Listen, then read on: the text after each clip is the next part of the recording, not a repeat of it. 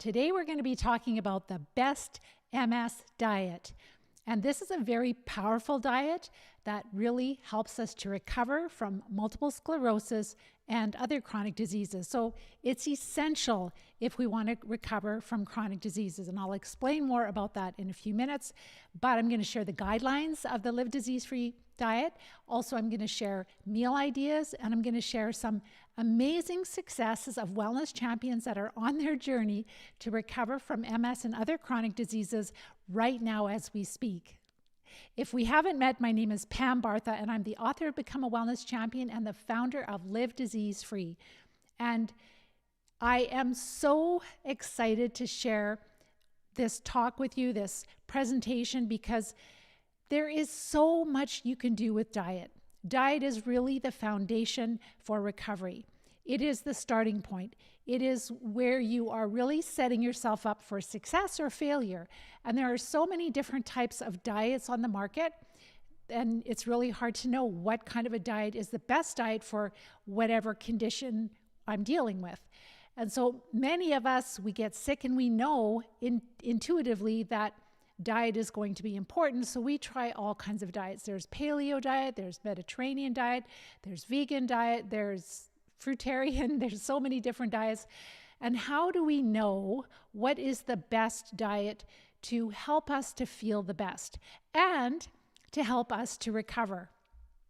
So the reason that this Live Disease-Free diet is so crucial is because it greatly reduces the food to parasites that are causing disease. So if you follow my work, you know that I've done a lot of different live events about different types of infections, different types of parasites that are linked to multiple sclerosis.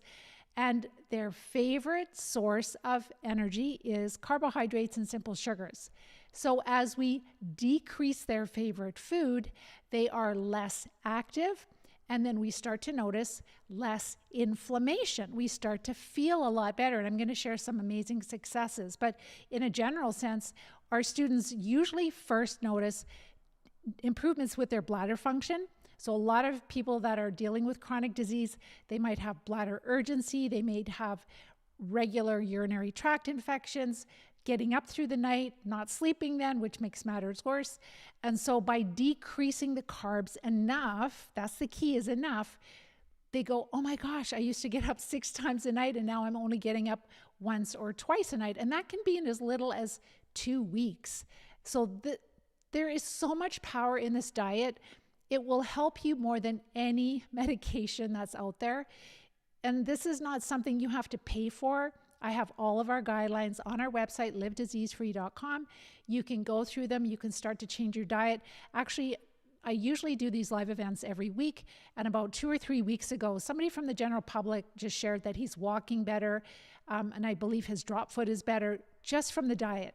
So yes, we want to treat the parasites. We want to treat the infections.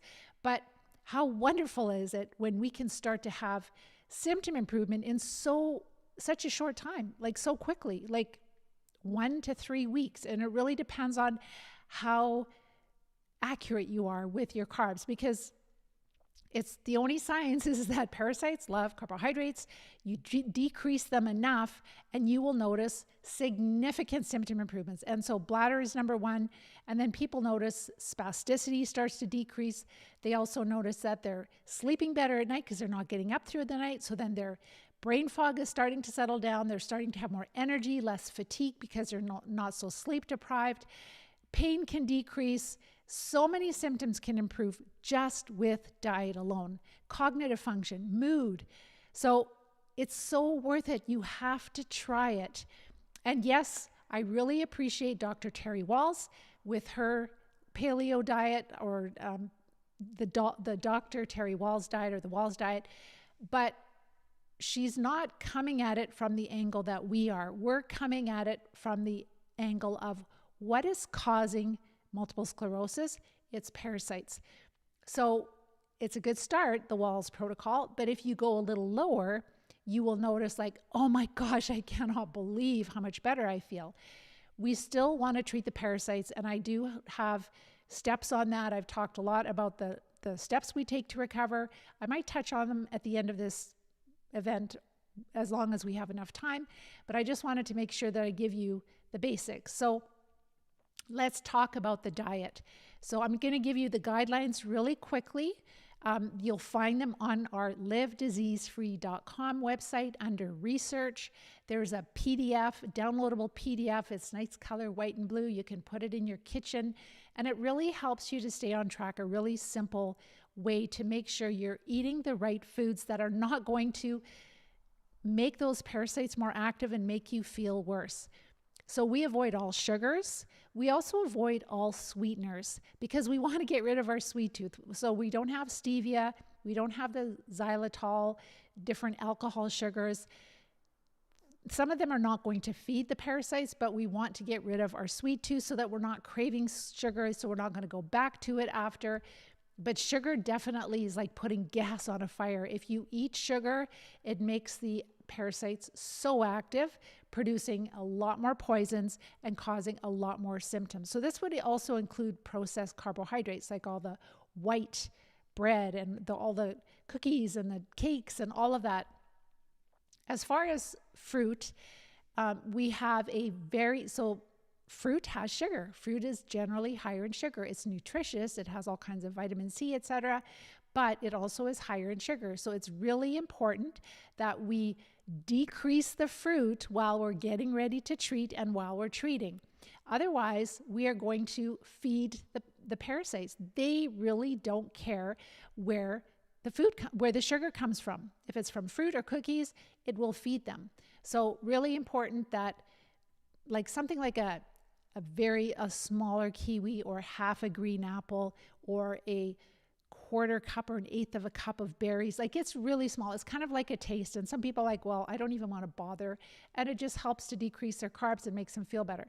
You can definitely supplement with ascorbic acid or vitamin C, natural vitamin C, to make sure that you get enough vitamin C, but it makes these little fine adjustments make all the difference. We like lemon and lime, especially on different salads. If you're out visiting with friends and you have sparkling water with a squirt of lemon or lime in it, don't drink it all day because even though it's sour, lemon and lime, they are still higher in sugar. So if you're drinking lemon water all day, you're getting too many grams of carbs, which are going to feed the parasites. When I go over this, you're going to be thinking, oh, Pam, this is so ridiculously specific. But what I'm sharing with you is what hundreds of our students have done over the past, we're almost getting on 10 years now. And so we have a lot of experience as to what works and what doesn't work. And it's the small adjustments that make all the difference in how we feel. So fruit, very small serving, first thing in the morning, 30 minutes before a meal. So fruit is naturally higher in sugar. Even if you're having a green apple, it's still carbohydrates and sugar. So when you eat it by itself, your body can digest it better and it's not going to ferment. So fermentation means when, let's say if you eat some fruit with your meal and the sugar in your fruit didn't digest well and it's going down and reaching the microbes in your gut, they will eat it and they will produce gas. And that's what fermentation is. So they're feeding off of the sugars in the fruit. So if you have it first thing in the morning, about 30 minutes before a meal, what I do is I always just grab my fruit and then go do my chores or whatever I'm doing and then have breakfast after. Really helpful. Number 4 would be meat. So meat is fine on the Live Disease-Free diet, but it's really important that you're not having large amounts of meat. So for people that are doing carnivore diet, I understand that some people can't eat any vegetables because the vegetables make them feel ill because of the parasites that are in their intestines. They may not know that, but that's what it is. So if that's the case, you can follow a carnivore diet, but you will feel a lot better on the carnivore diet if you have more fat and only moderate amounts of meat. Don't eat a 10-ounce steak at one sitting because your body can convert the excess protein into sugar, which will make your blood sugar go up, which will feed the parasites throughout your body. And a lot of people don't know that. They don't know that the body can convert excess protein to glucose. But when you're eating meat, just make sure that it is in as close to its natural state as possible. So We don't want it soaked in brines. We don't want to eat sausage, ham, bacon, because usually they have fillers, they have sugar, they have honey added.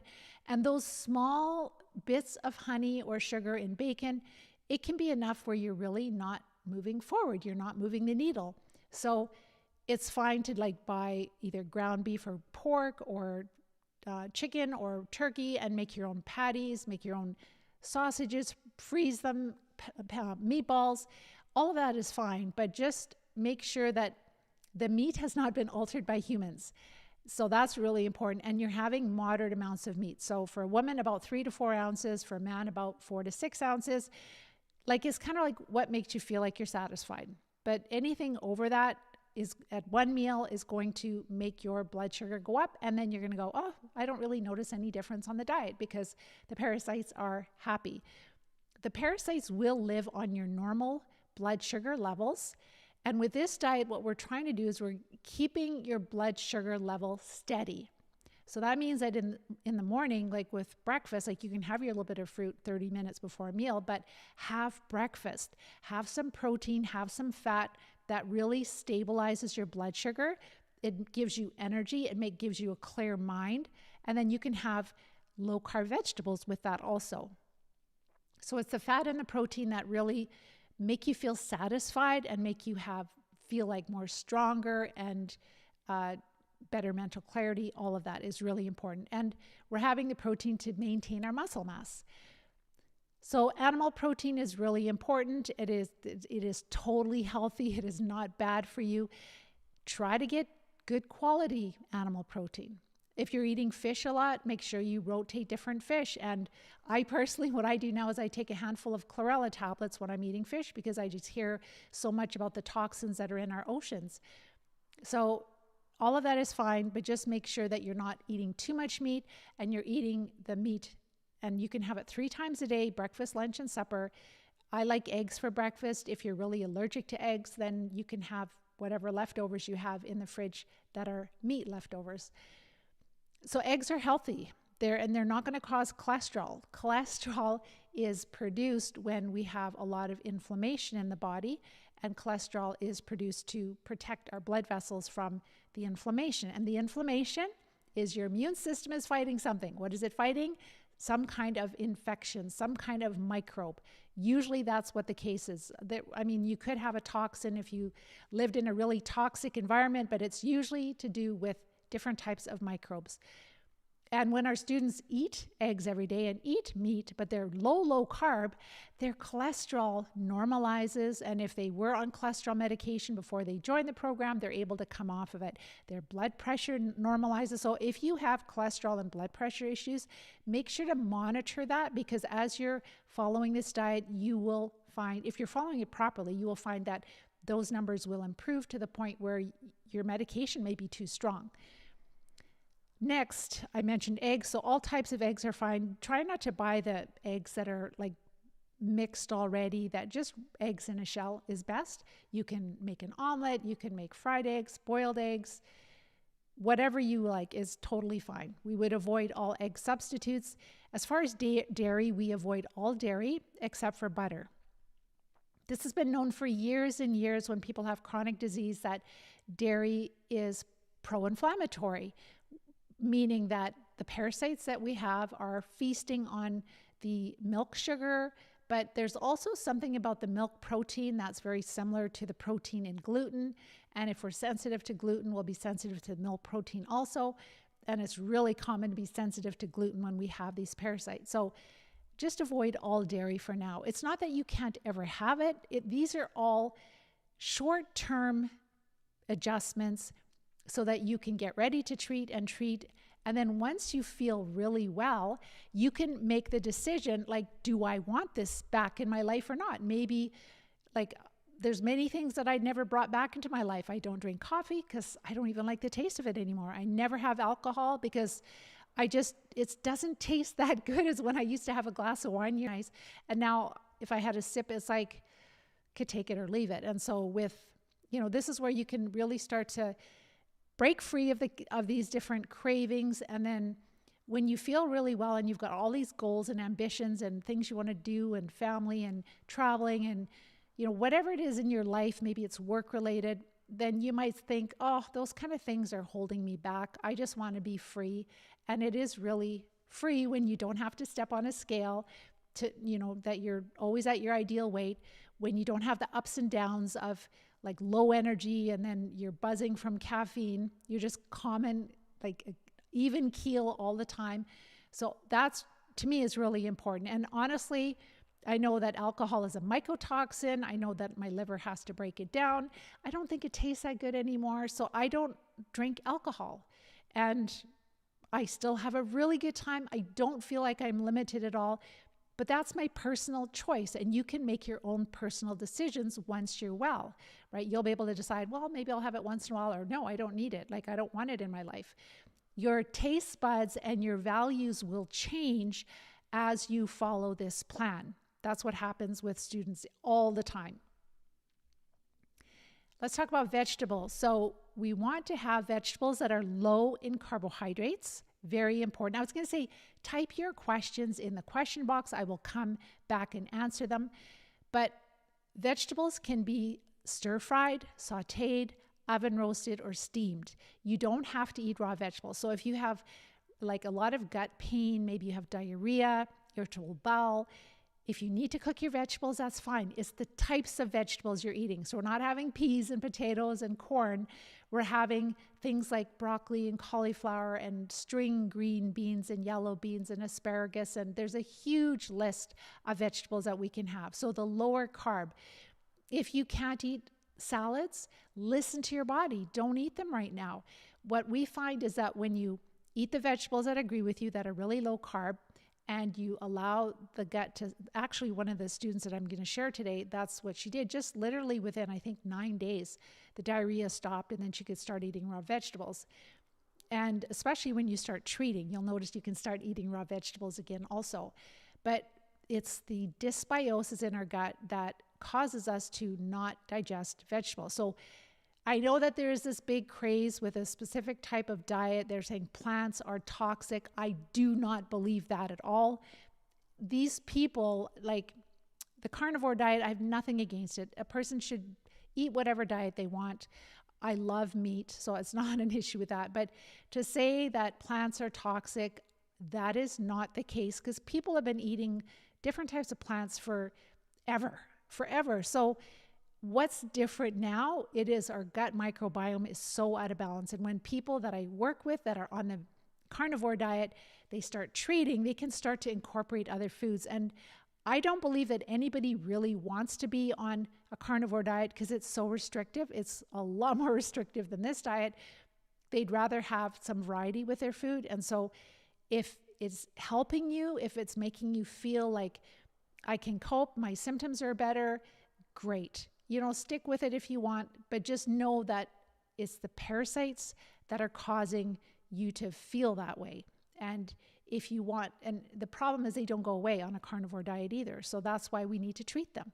And when you treat them, then you'll go, oh, I can have a few other foods and it doesn't bother me anymore. So really important because it adds a lot more fun nutrition to our diet.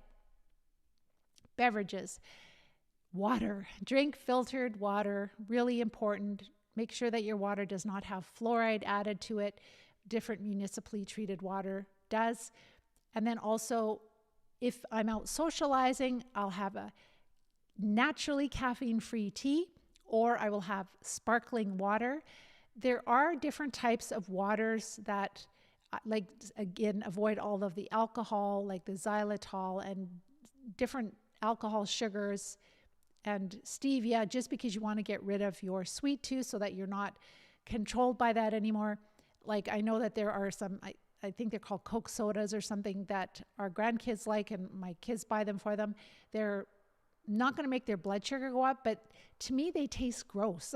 So I like that. I would much rather have sparkling water with fresh lemon or fresh lime, put mint leaves in it, and I'm so happy. It tastes so good. And even some of these other bubbly, like bubbly and LaCroix, they're fine.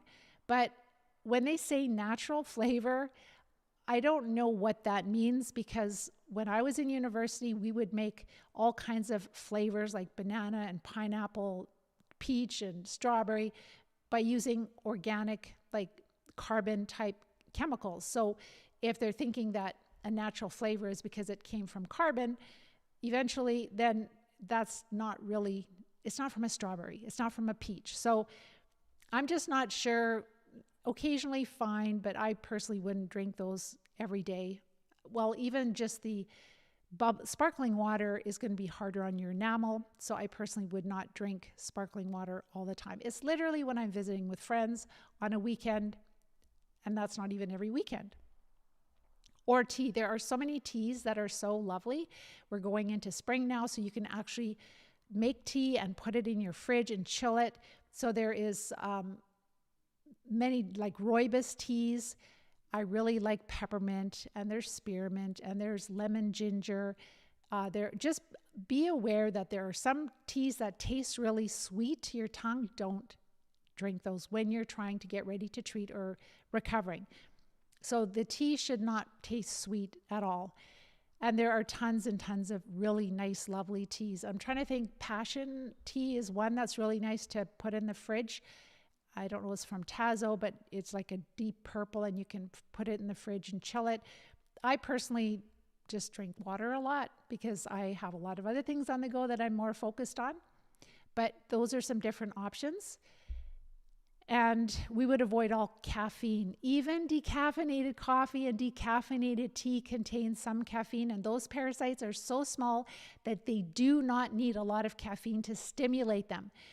The whole goal of the prep phase in the Live Disease-Free Plan is to follow the diet and support the body to decrease inflammation, to make sure people are feeling so much better and healthier and stronger before they start treating. And caffeine will activate and stimulate parasites. So that's why we want zero residue of caffeine in anything that we're eating or drinking while we are recovering. Important. No grains. So it doesn't matter if it's amaranth, if it's quinoa. There's so many different grains that are healthy, but we do avoid them until we are healed, until we feel like more than a normal person, like we feel better than we felt in years, we've recovered. Because when we have this dysbiosis, we have this parasitic infestation, the biggest part of it is in our gut, in our intestines. When we eat grains, we are not digesting the disaccharides. We're not digesting the carbohydrates well, so it becomes food for the parasites in our gut. This includes rice and quinoa and millet and amaranth, and I'm trying to think what else, any type of grain. Flax, like chia seeds, when you soak chia seeds, you've noticed that you can make like a chia pudding, right, from it, and that's the carbohydrates that become softened from the water. So we would not have any of that, because that all is a really wonderful food for the parasites. So it is low carb vegetables and enough, so low carb vegetables to give us our nutritional needs, enough healthy fat to maintain our weight, and moderate amounts of animal protein with each meal. So this meal is incredibly satisfying, and it can be really tasty, but you have to plan a little bit, because if we're not used to this kind of way of eating, then we don't have recipes in the top of our brain, and we're just like, oh, I don't know what to eat. So this is why it's really important to take just a few minutes at the end of the week or beginning of the week, whenever you go shopping or before you go shopping, and just make a list of, okay, what are we going to eat this week? Make sure you have those ingredients, you have the protein, you have the vegetables, you have the herbs. So the herbs can add so much flavor to what we eat. You can have all of the fresh herbs that now we're going into springtime. And then the vegetables, now we're going into springtime where we can start buying vegetables from local farms. There's so much more flavor in vegetables that you purchase from local producers than if you got it from another country or that's coming in, into the big commercial grocery stores. Those vegetables are also much lower in nutrition. So that's why it's really important to buy local vegetables. Like we have a couple that we have been going to every year, and I don't have a lot of time, so I go once a week and I just load up on a ton of vegetables, and my whole fridge is full of vegetables. it's quite funny because they're like, wow. And it's just for my husband and I. And then we eat that during the week. So you can make a big salad that could last you for 3 or 4 days. But the produce that is grown and then it's picked maybe the day before or the day that you pick it up, it has a beautiful smell to it. It has a lot of flavor. It has a lot more nutrition, and it is so much better for our body. And of course, try to find farms where they use little to no pesticides. Ideally, it'd be nice with no pesticides, but we have some here that use really minimal, if any. So the vegetables, really important to have a variety of vegetables so that you're getting different types of vitamins. But things that we would avoid are potato, like white potato, sweet potato. We would avoid legumes, dried beans, and peas. So anything that a vegetable that it kind of fills you up and it kind of sticks to your ribs, we would avoid that while we are getting ready to treat and while we're treating. This is what makes all the difference. So yes, the rice, the pasta, quinoa, amaranth, corn, wheat, millet, oats, barley, all of that is omitted while we are getting ready to treat and while we're treating. And so then also the yeast products. So I know that there's some brewer's yeast, there's different types of supplements where we can get different mushrooms, and that's been popular over the last few years. But when we have these parasites that are worms and protozoa and bacteria, we always have fungal overgrowth also. So our body has been just taxed by this and become sensitive to the chemicals they produce, the metabolites they produce. So this is why it's really important to, I think, again, simple, keep it simple at the start, and then you will see what's working and what isn't. So I don't recommend any mushroom supplements at the start, because what if the fungus that's growing in you can benefit from the components that you're swallowing and eating of the other mushrooms, because they're kind of like, they're not microorganisms, but they're like different fungi. So they would need some of the same building blocks. So your body might be sensitive to different fungal components too. So take all the fungus out of your diet. You probably have enough in your body. Just get well. And then once you're well, if you want to take certain medicinal mushrooms and try and see. But anyone that I've worked with that came to me and started the program and they're taking mushroom supplements, they're still really sick. It doesn't really make that big of a difference. Yes, I do know that there are some mushrooms that do have certain things like glyconutrients in them that are helpful, but it's not concentrated in them. So that is the problem. It's just a small amount. And when you're really infested, it really doesn't make that big of a difference that I have seen. Maybe a slight difference for some people, but it's not worth not knowing if you're going to be improving or not, or just being, stuck. So it's really important to be moving forward. So keep things really simple. Avoid all different types of yeast. So that alcohol would be another, with wine and beer, there's a lot of yeast in that. And breads and mushrooms and pastries. Yes, that's right. So some breads and mushrooms and pastries and alcohol, they could contain yeast products, so we would avoid those, or fungal products, and supplements also. As far as vinegar, what is the safest is just to have apple cider vinegar if you want. I personally felt the best on just fresh lemon or fresh lime squeezed on my salad. I love that the best, but some people like the apple cider vinegar, and that's fine. But avoid all other vinegars, avoid pickles, anything that's soaked in some kind of vinegar like red wine, etc. Soy sauce, avoid that.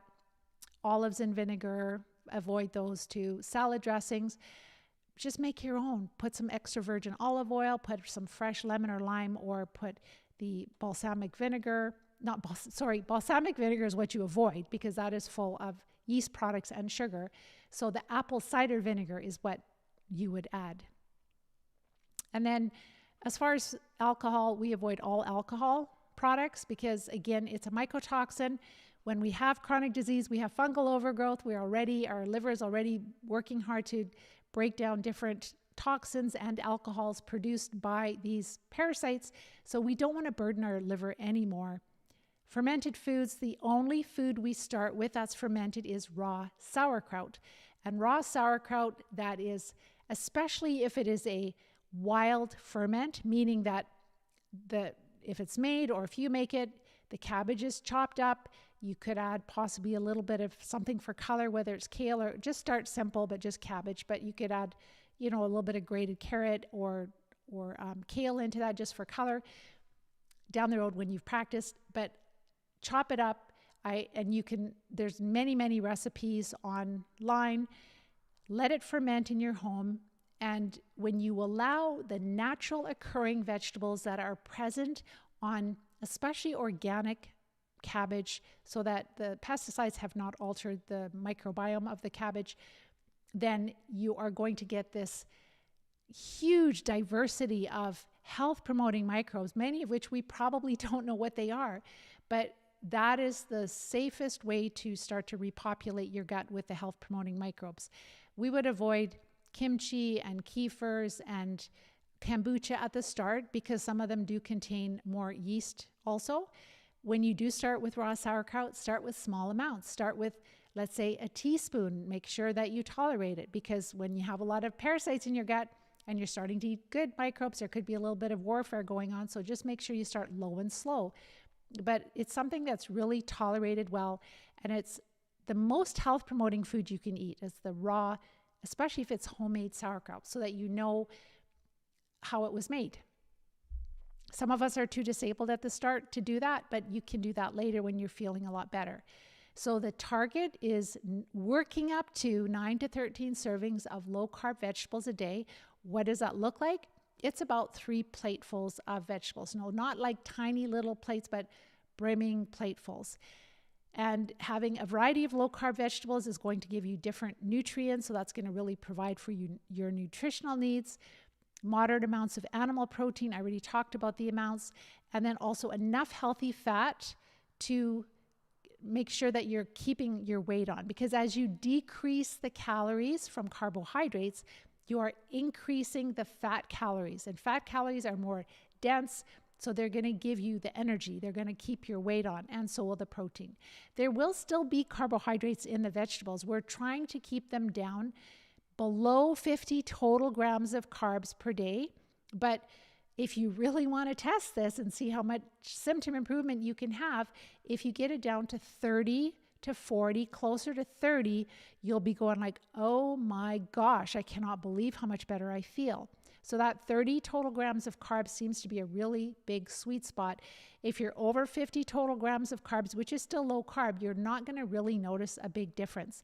It's because they have more than ample enough food for them. You can also check your work on a free app on your phone. It's called the Chronometer app. It's based on the USDA guidelines. So that is CRONO meter, Chronometer. And make sure to set it to total grams of carbs, because I think it's automatically set to net, and you want to include fiber and everything. So, and then you can, on a day when you're not as busy, you can just track. You don't have to do it every day, but just maybe on a day or two when you're not as busy, you can plunk in what you're eating that day, and it'll tell you how many total grams of carbs you're having. And then you'll see like, oh, wow, I'm in the target zone, or oh my gosh, I have a little work to do. I'm a little bit too high. But that's a really useful tool. And make sure to include lots of healthy fats. So my mom mostly is from the generation where the doctor's like, oh, fat is causing cholesterol, and egg yolks is, all of that is causing cholesterol. And it was just a big fat lie. And what happened is people substituted fat for sugar, and then now they're obese and they still have cholesterol issues. So the key is to have enough healthy fat to maintain your weight. So our students are having at least 4 tablespoons of fat with each meal. It's not a lot. Like if you put a couple of tablespoons on your salad, maybe put some butter on your vegetables or on your meat, and you're done. Another really nice thing is homemade mayonnaise. So you can, I don't know where we have it. We might have it somewhere. I'll figure out some place to put it. Maybe I'll put it down on our Live Disease-Free Diet Guidelines page. But there's so many different mayonnaise recipes. But our students love homemade mayonnaise because you can make it like a spicy mayo dip where you can dip meat in it. You can also make like a ranch type dressing for vegetables. You can make it a little bit runnier for Caesar salad dressing. You could add a little bit of anchovies, a little bit more garlic. So it's really versatile. You could make it once a week and you can increase your fat in a way that you really thoroughly enjoy it. And so you could have low carb vegetables with that and not, like a lot of people might think, well, I'll just have nuts. And if you eat a lot of nuts and seeds, you'll find you don't feel well because nuts are harder to digest. And then they are really high in carbohydrates also. So eating too many nuts and seeds during the day, you won't notice any improvement with your health.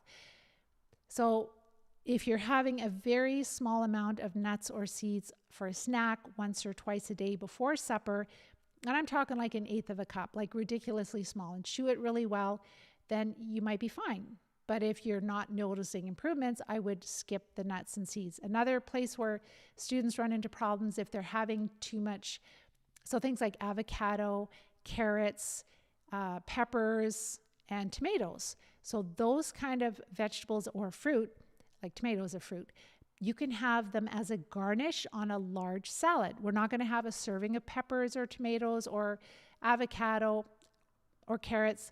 We're just having a garnish to give you some, different flavor, color, but too much of them will give you too many grams of carbs. You'll see when you use a Chronometer app how many grams of carbs are in different foods, and you'll be like, oh, wow, I didn't realize that. And then, so the different types of fats, organic, cold pressed is always best, non-hydrogenated, right? You want to get it as like not heated up, so as close to its natural state as possible also, but extra virgin olive oil is super healthy. It is a little bit of a stronger taste. So you could also have avocado oil, and you can have coconut butter, you can have butter or ghee, and that'll give you a few. And there's also MCT oil, so you can get a good quality MCT oil, and it has virtually no flavor. You could put on salads, you can put it in tea. Some people put it in tea because they don't even notice the flavor of it.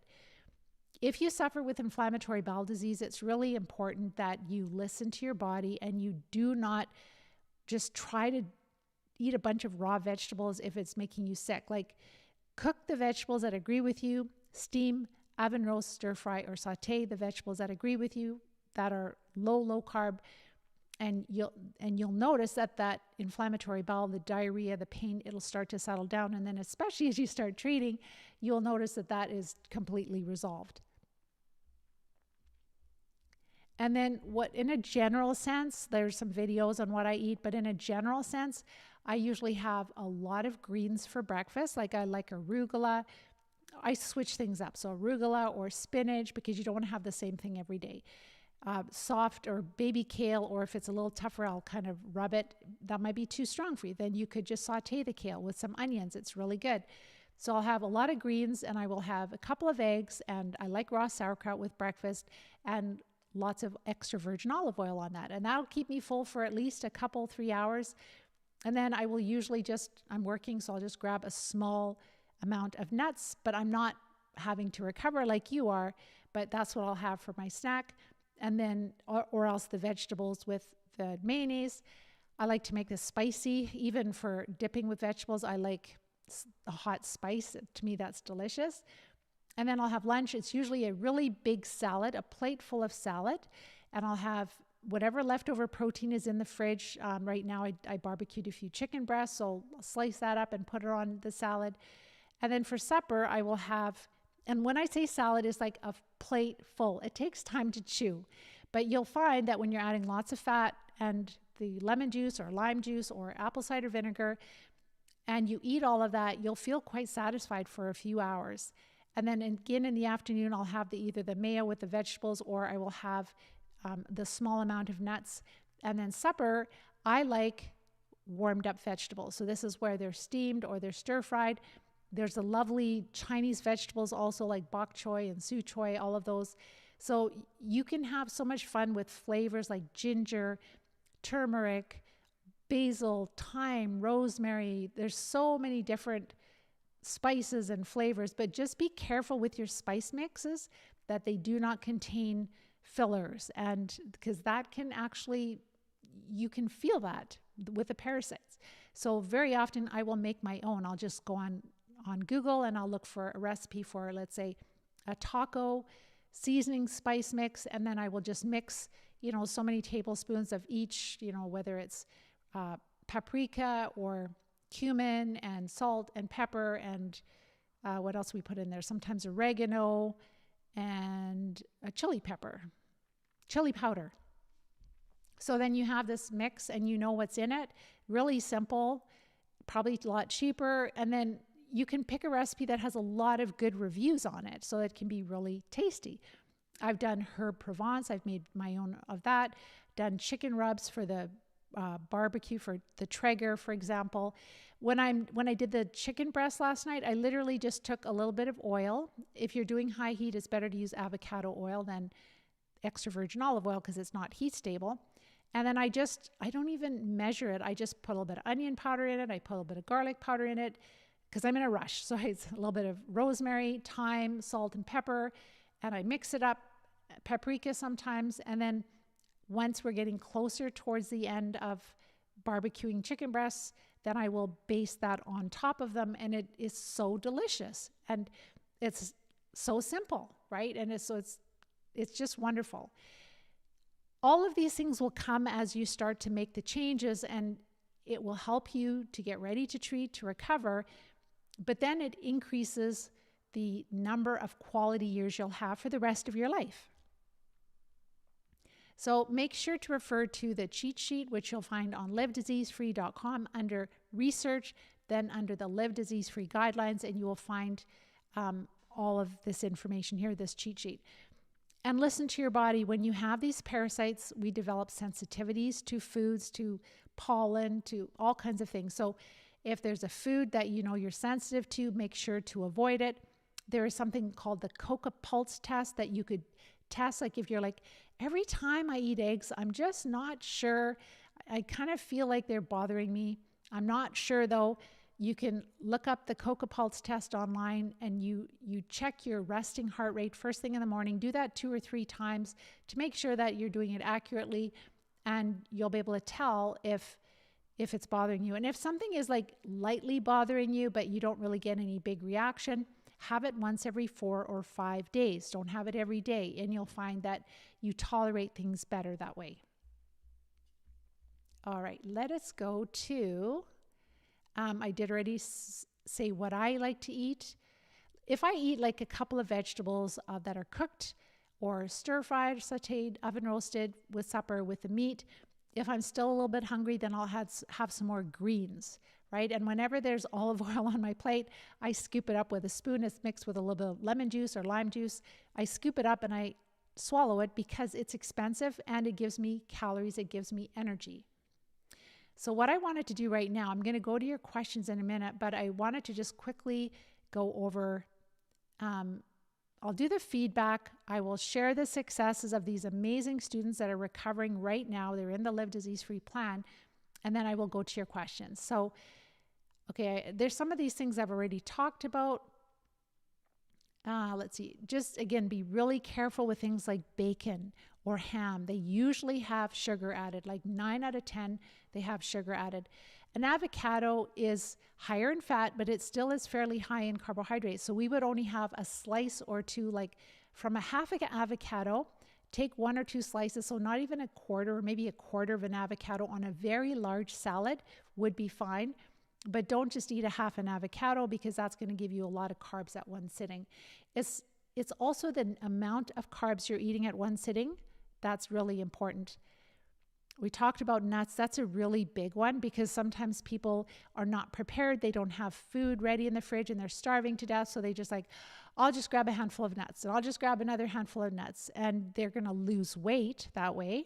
And the nuts will make them feel terrible. But there are certain nuts that we would avoid, like peanuts and pistachios while we are recovering.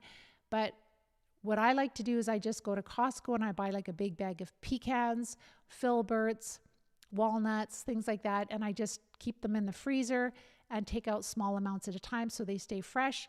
And that way they have not been altered at all. Like even if you buy almonds that are supposed to be roasted and just sea salt, you never know if there's a tiny little bit of sweetener added to it. They're notorious for adding a little bit, and if it's small enough amount, they may not have to put it on the label. This is where these small adjustments make all the difference. And if your symptoms are not improving, omit the nuts. Don't have any. Some people like to have smoked salmon, especially on a special occasion. Make sure to read the ingredients, because smoked salmon sometimes has added sugar to it. It's fine to have homemade chicken soup occasionally if you're improving. So we have to remember that, or know that, when you, let's say when you're sick and you are getting a throat culture, and it's going to a lab to see if you have strep throat or tonsillitis or bronchitis, those labs will use broth to grow bacteria in it. So the ingredients in broth are really good for bacteria and possibly other parasites. So this is why, even if it's homemade and you know that there's no sugar in it, but if you're having homemade soup, chicken soup from broth from scratch that you made, you haven't added any sugar, no yeast, etc., and you're just not getting better, you're not improving, take the soup out and see if you start improving, because very often that's the case. There's a lot of collagen in bone broth, and parasites like Borrelia that causes Lyme disease loves collagen. So that's another thing, is for supplementing with collagen. Do not do that when you're trying to recover from parasites, because you're feeding the problem. So high doses of B vitamins, high doses of vitamin D, also the collagen, all of those things we do not do while we are getting ready to treat and treating. And we talked about at least 3 to 4 tablespoons of healthy fat with your meals. There is a way that you can actually calculate how much calories you need. I'm trying to go from memory here. So basically you look online with your age, your activity level, your gender, and you'll see, let's say 2,000 calories per day. Divided by half, so that's 1,000 calories per day. So you're going to get half of your calories from fat, and then you divide that by, I can't remember how many, you can look to see how many calories are per tablespoon, for example. And so you can take those calories and you can divide it by calories per tablespoon, and then you can find out roughly how much fat you need to maintain your weight. And everybody's different. Some people are really sick, but they're doing construction work still, and other people are sitting behind a desk all day, like I am a lot of the time, not all the day, but quite a bit of the time. And so you're not going to burn as many calories then. But if you don't want to lose weight, it's really important to make sure you're adding enough. Your plates should be full of food. And let me backtrack. If you're just starting and you're really sick and you have nausea and you eat like a sparrow because you just don't have an appetite, start eating this way. And then you're going to notice your appetite is going to start coming back. And then you can start to increase the amounts of what you're eating so that you're not going to lose any weight. We would never have fruit twice a day. Again, fruit is first thing in the morning on an empty stomach, so it can be digested well. And then it's not going to ferment in your intestines. It's not going to be feeding the parasites in your intestines. Carrots, again, that's a root vegetable. Any of these root vegetables, they are a garnish, not a serving, because they're too high in natural sugars and carbohydrates. Incorporating more leafy greens with your meals really helps to keep the carbs down. Leafy greens are the lowest in carbohydrate, and so they really help to keep your carbs into that target zone of trying to keep it down to 30 total grams of carbs per day. All right. There's so many nice teas. I know that there's one tea, it's called Tega, and it tastes like Earl Grey, and it's organic, it's naturally caffeine free. That's what you're looking for, is naturally caffeine free, not decaffeinated, because there still will be some caffeine in there. And it's important not to eat spinach every day. Like, switch your vegetables, because the high oxalic acid in spinach can be hard on your thyroid. So if that's all you're eating, and also like in those plastic containers, there's not as much nutrition.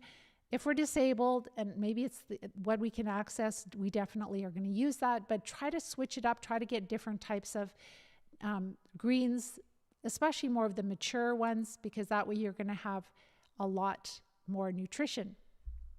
So we would not have like steak and fish, we would not have eggs and meat with one meal. That would be too much protein. We talked about how that can be converted to glucose.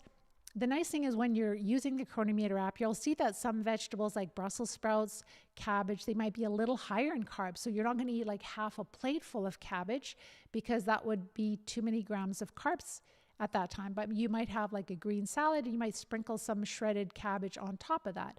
Or you might have a smaller serving of maybe a half a cup of Brussels sprouts. So you can have them, but you really want to make sure that you're getting into the target zone because that's where the magic happens. That's where we notice, oh my gosh, I cannot believe how much better I feel. So there's 3 students I wanted to share with you.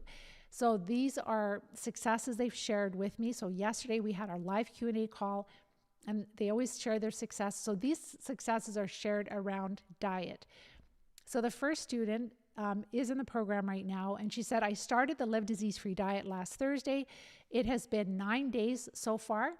The inside tremors that I would feel when I would lay down, they have stopped. My energy is better. It's not normal, but it's better. My stomach has stopped hurting along with the diarrhea. So she no longer has diarrhea in just 9 days of following this program, the diet. And my sleep has started to improve also. I have been pleasantly surprised at how satisfied I feel on this diet. It is a very satisfying diet. You can eat whenever you want. You don't have to starve yourself. You can have a variety of food. You can have a variety of different types of flavors. It's very awesome. It's super fresh. It's simple to cook. Once you get used to eating this way, you won't go back to the old way and then it's even hard, what I find, is to eat in restaurants because you have the standard of what the flavor should taste like and you get disappointed a lot and you spend a lot. Like restaurants are so expensive now, we rarely eat out just because it's disappointing. So this next student is in the program right now too. So quite new, I would say in the last, not even 3 weeks. And she shared, like before starting, she had terrible mobility issues, could barely walk. Her left hand wouldn't work at all. She had spasms in her brain, her eye, and her face that just a few days before. And she tried so many different things and she was not getting relief. So she had to take a migraine because all of these symptoms, the spasms in the brain, eye, and face would lead to a migraine. So she took a migraine medication because nothing else was working, but she didn't like that because it also contained caffeine. But anyhow, so she did that. And then she started the diet and I gave her feedback because that's what I do with the students. I support them through the whole process, getting ready to treat and treating. So when they think they're following the diet properly, then I give them feedback. And so I gave her a few adjustments. So she started to make the changes and she gave me an update saying, I'm following the Live Disease-Free diet 100%. And I felt fantastic yesterday. I was able to work 8.5 hours with my husband going up and down the ladder to hang lights on the outside of our house. Like that is a huge change, right? And again, it's been maybe 2 weeks. So then I got another update for her. So that was just from the diet alone. And then also she is starting to do the enemas. So the oxidizing enemas that I talked about, we can start them at any time. And she did, I think, 5 of them now. So between the diet and 5 oxidizing enemas, and they're not perfect, they're not huge enemas, she's just figuring it out, learning it all. But she said, this is how I feel. So this is what I got in yesterday. My legs are having way less spasms. My left arm ache is minimal. I'm able to type with my left hand and use it pretty well. My balance is improving, so is the vertigo. I haven't had a headache since my first enema. I had 8 hours of sleep most nights, and also if I ever wake up, I'm able to fall back asleep and sleep for another hour. And she said the pain on my side back had stopped after the first enema, then it came back again, but then I did a second enema and now it is minimal. So she has only just started to clear parasites out of her large intestine. Well, first of all, decreasing the food to them, making them more quiet, and then starting to move them out of the large intestine. They are mostly inhabiting the small intestine, and we cannot reach enemas in that area. That's why we do need to use parasite drugs and also herbs to reach that area. Have you ever heard of a medication that can help this much in 2 weeks' time? This diet helps more than anything. I just want everybody to know about it, because please share this with other people that you know are looking for an answer, even to start feeling better. So this is student number 3. So this is a student who does not have MS, but he has starting to get a lot of neurological symptoms and was being tested for MS, and they, didn't get the diagnosis yet, but he's like, I don't want a diagnosis. So he shared that his migraines, brain fog, headaches, memory issues, mood issues, fatigue, insomnia, they have all improved significantly in the past 4 weeks since starting the Live Disease-Free diet. This is the beginning of my 6th week on the diet plan, and everything seems to be really great. As I said earlier, the best that I have felt in 7 years in just 4 weeks of changing his diet. And he tried different diets. Many of you have probably tried vegan diet. You've tried all kinds of different diets. And so he did also. And this diet has made this much difference, because this diet understands what you're dealing with, what's causing your symptoms. So he said, I feel energetic, focused. I have no anxiety, and I feel like I'm performing better at work. I still have some of the symptoms, but they are really low to non-existent. Isn't that amazing? I don't know. And this is when they start. And then the successes, I was literally almost in tears yesterday hearing their successes. It's mind-boggling how, when you start to, I just wish all the doctors knew this, because what we see with our students in treating parasites and the improvements they can have week by week by week, it is truly miraculous. I'm going to go to your questions. All right. So hello, Anna. Hi, James. Thank you for your kind words. Joanna, carnivore or keto? I got sick on keto because it was too high. Ox. You have mold and Lyme though. So I'm not sure what you mean by ox. But the ketogenic diet, I personally feel better if I have some plants. And everybody's different, right? Some people, I've had a couple of students that only could start with carnivore diet because that's what they came to me and they were fairly stable. But anything else would make them feel horrible. But literally, as soon as they were ready to treat and starting to treat, within the week, one of my students, I remember, she started eating 5 or 7 different vegetables already, and she was just using one parasite drug. That's how much it can help. So keto, I know that keto, let me put it this way. Low carb diets are really helpful for all chronic diseases. I learned this not because I'm smart, but I study a lot of other integrative practitioners and I see what's working. So for diabetes, low carb diet is life-changing. They can come off medication working with their doctor. Cancer, there are TED Talks about how low carb, low sugar is so helpful for cancer. I learned about autism with children that are wanting to recover from autism. Low carb is really helpful for that. Epilepsy, right? They wouldn't have seizures when their carbs are low enough. We actually had a little boy in our plan. His dad had MS and he had seizures and other neurological issues. And so they followed, for children the best they could, and he had no more seizures. So I have put this together, number one, because I have seen with all these different conditions what's working. I understand that all of these conditions are infectious diseases. And so then we've fine-tweaked it. All these little fine tweaks I'm giving you is the difference between, because you're not working with me and I can't, not yet. Some of you might have been or will, but a lot of you are just finding me. And so I can't give you feedback. And that's why it's so important for me to give you all of these little nuances so that you can make sure you're following it properly, because I want you to feel better. And you can do that just with diet. So if the thing is, Joanna, if you have mold and Lyme, you probably have other parasites too. I've worked with many Lyme students that have Lyme disease. They worked with Lyme litter doctors. They were treating Lyme and mold for years using antibiotics and they were still sick. And then when they joined our program, we always treat from big to small. We start treating the big worms and then mold and then Lyme with each cycle.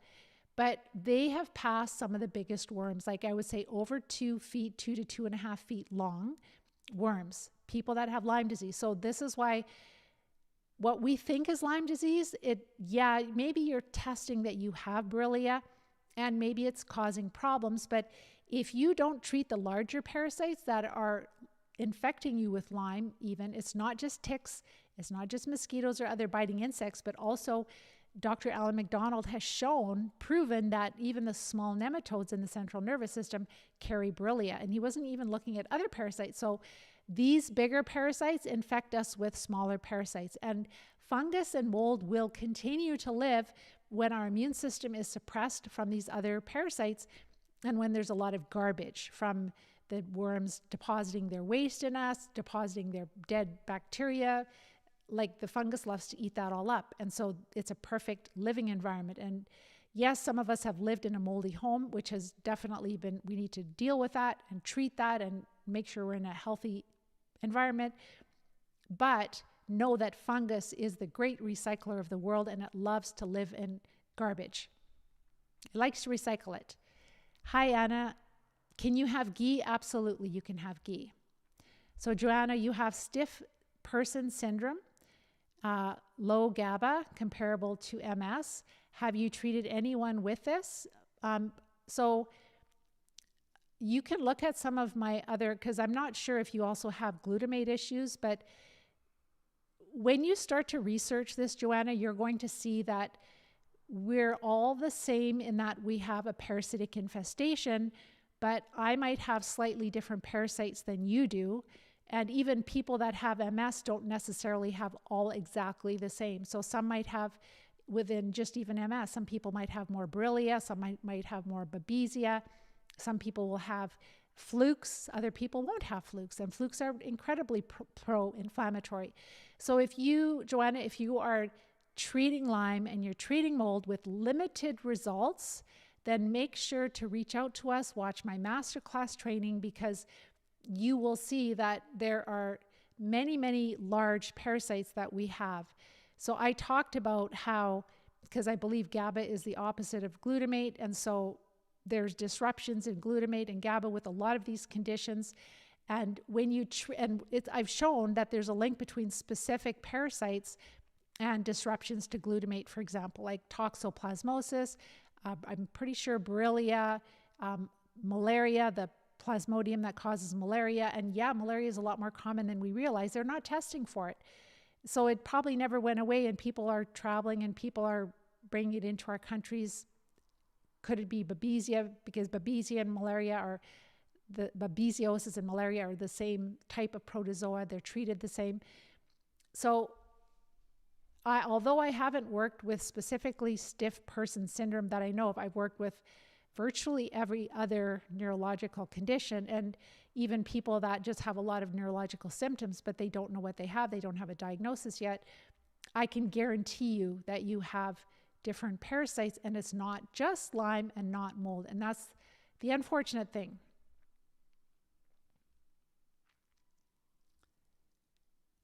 It could be, but it could be that the parasites are eating GABA.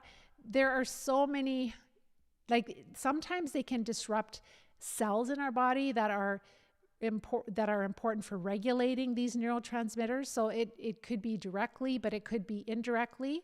And that's what I shared on just go to livediseasefree.com under blog. You'll see the glutamate link with MS, but this is with many other neurological diseases, and then that would offset like GABA and glutamate. You use ghee without issue. Awesome. Yeah, ghee is totally fine. Ghee is actually a little safer than butter because you're removing the milk from it. And butter has a tiny bit of milk. Usually people tolerate that. It's so small, but it's perfect to use ghee. You can even make your own ghee. You just melt the butter, separate the fat, keep the fat, get rid of the milk. Joanna, can we use herbals like herbal tinctures and cell core for parasites if we don't have access to prescription anti-parasitic medication? Is ivermectin horse paste okay? I've been doing this for by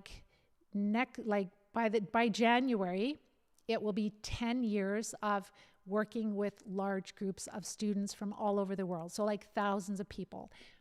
We have found that herbs alone you won't recover from that.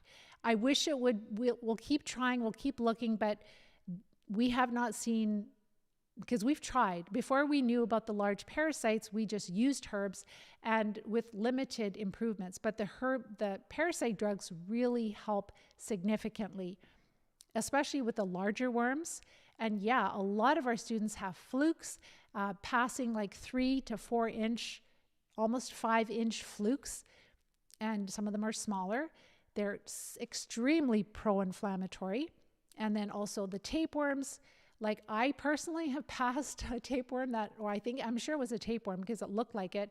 I've got a picture of it too, but it was like over 2.5 feet long, right? And so this is really common. We don't know that we have it. So many people have parasites, but people are starting to become aware that they probably have parasites. So they're desperately trying things like ivermectin and fenbendazole. That's kind of I think some doctors have been saying that that's a really good blend that's going to get most of the parasites, and it doesn't. Like it doesn't. Our students that, like if you're dealing with stiff person syndrome, usually people like that are going to test well for 3 to 5 parasite drugs at a time. And you want to use the ones that are testing the best for you through energy testing, because stool tests are useless. They won't tell you what you have. So the cell core, there's so many different blends of herbs that are fine. If you're not really sick, you can take them periodically. You'll probably pass parasites. But when you have chronic disease, it isn't going to be enough. One of the formulators of the Cellcore products, I remember listening to his talk saying that when he was really sick, he had to use the parasite drugs to recover. Herbs were not enough. We do use herbs in conjunction with the parasite drugs, in conjunction with the oxidizing enemas, the oxygen type therapies. Like all three together is what gets us to this point of having, like, where these students are sharing like just miraculous improvements. Recoveries. This is where you can talk recovery. It's like, what is your goal? Is your goal to kind of mess around with it for years and try this and that? What if you take a parasite drug, number one, that you don't need? Number two, are you taking the right dosage? I can guarantee you that ivermectin will not cure anything. It was helpful against, I can't even talk about what it was helpful against. It has its place. It is used in conjunction with other parasite drugs, but it is not a magic cure. It won't treat all parasites. And same thing with fenbendazole, will not treat all parasites. So it's like, what do you have? And that's what we help people to do in the program. We help them to get ready to treat so they're feeling a lot better. So even with your stiff person syndrome, like that, you can improve even your mobility, less stiffness, by decreasing the inflammation in your body through the diet. That's the first step. And then we support the body, and then we start treating. And again, we're treating bacteria. So like Lyme, Borrelia is a bacteria. We're treating protozoa. We talked a lot about different types of protozoa like toxoplasmosis and malaria or babesia, and there's others. Giardia is another one. And then there's also the worms. So some of us have really big roundworms or small ones. Some of them are in the central nervous system. Sometimes we have tapeworms, which is really common. And then the flukes, which is something that nobody's talking about. You can actually find on our website, livediseasefree.com. I've done a blog post. I've got a whole bunch of pictures of different flukes that our students are passing. And the longer I'm doing this, the more I'm seeing how big of an issue flukes are in really awful chronic diseases. They're the most pro-inflammatory. They're really, really nasty. So if your goal is to recover, Joanna, those herbs are not going to get you to where you want to be. You have to find somebody who talks like me. They understand, like there was this doctor, one of my students shared this really short video. This one podcaster was interviewing her, and I think she is a doctor that treats veterans, and she's like, she talks just like me. Like she's like, herbs are not going to cure you. They're nice, but they're not going to cure you on their own. They're helpful. We use them in conjunction. You've got to use parasite drugs. And that obviously she has some experience, but it's really hard to find practitioners that have that kind of experience. All right, I'm going on a long time here. I'll hurry up and finish. Buckwheat we would avoid. Example of low carb vegetables.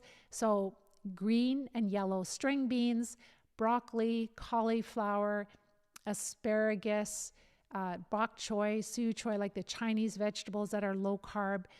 There's a number of different vegetables that would work well.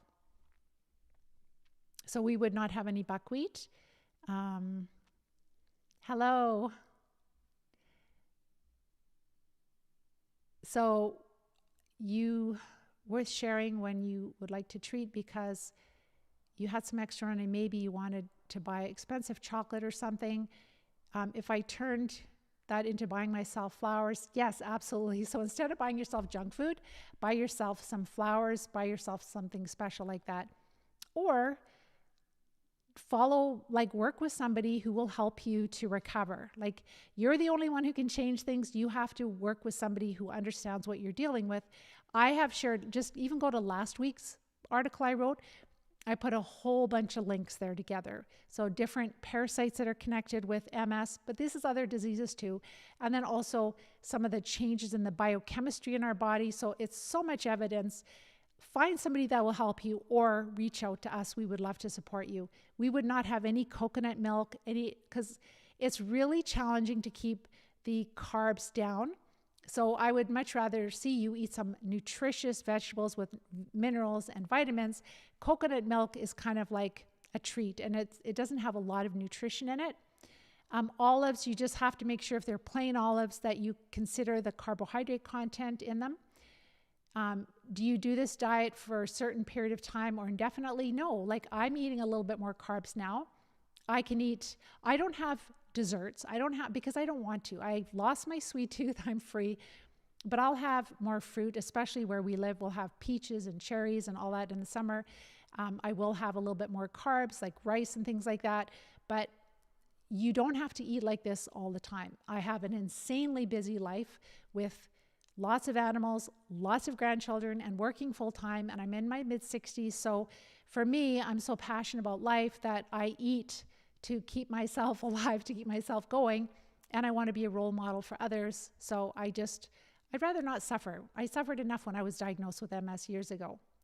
So cucumbers, lettuce, green, cabbage, kale, zucchini, thank you.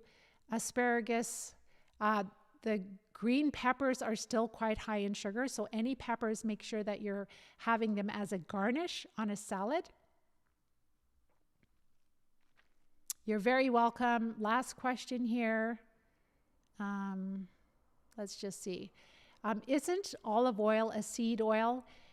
If you're having extra virgin cold-pressed olive oil, it is considered extremely healthy, and it actually has antimicrobial properties, so it's not going to be like rapeseed oil or canola oil or soya oil. Those ones you should definitely avoid. Do you have any other snack recommendations other than mayo and veggies? Small amounts of nuts or seeds. You can have also any leftovers. So like you could have a bowl of soup. You could have some leftovers. What about homemade coconut yogurt? Too many carbs. I know this is, when you keep things really simple, you will find life-changing experiences. If you start getting fancy and you start adding in, a little bit of coconut milk or coconut yogurt or this or that, you're not going to notice any improvements and you're just going to still be the same. It's worth it. And your taste buds will change. You will thoroughly love your improvements, but you still need to treat the parasites. So what I would encourage you to do is to learn more about the parasites if you don't know much about that. Go to livediseasefree.com. You'll find our blog. There's a lot of articles there that I've written. It'll blow your mind what I put together there for research to show you what you're dealing with, how to recover, the Live Disease Free plan. If you watch my masterclass training, you'll learn all the steps we take to recover from this parasitic infestation, and it doesn't matter what disease it is. We use the same plan. We might use different treatments because we test better for different treatments based on the parasites we have. So I have the diet for free on my website, livediseasefree.com, under research in the main menu, then go down to Live Disease Free Diet Guidelines, start to change your diet. learn about the parasites, start looking for a practitioner that can help you. And if you don't find anyone that's talking like me, make sure to reach out. Watch my masterclass training first also, because then you'll know what questions to ask. Like if you're going, like one person I was talking with today that is going to join the program, and she's like working with her naturopath. And I'm like, what did he do for you? Well, it's like, these supplements, it's omega-3 and this supplement and that supplement. And I said, if your naturopath knew how to help you, if he knew you were infested with parasites, you wouldn't be calling me, because he would be treating parasites, but he doesn't know. So make sure you get the help that you need. We're here for you. If you watch the masterclass training and you feel that you would like support from us, you want to see if the program is a good fit for you, the Live Disease-Free plan, then you will fill out a form. You will get an email so you can go into more detail on the plan. You can meet with me and we can discuss to make sure it's a good fit for you. Other than that, please like, share, and subscribe if you find this information helpful. If you want to bless somebody else with changes to their diet that can really make a big difference in their life and in their health. With that, I'll let you guys go. Take care. Bye-bye for now.